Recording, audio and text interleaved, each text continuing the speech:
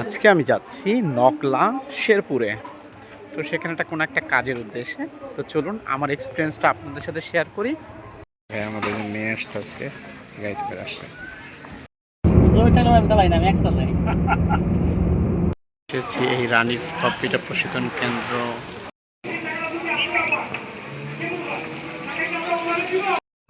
কাছে পাঠানোর পদ্ধতি কোনটি? এখানে চারটা আছে: ম্যাক্রোস, টেমপ্লেট, মেনমার্ক, নাম। মেনমার্ক। আচ্ছা আচ্ছা, ভেরি গুড। আপু কেমন হচ্ছে পরীক্ষা? ভালো হচ্ছে? আচ্ছা, রনিত কম্পিউটার কিরকম শেখায়? ইনশাআল্লাহ।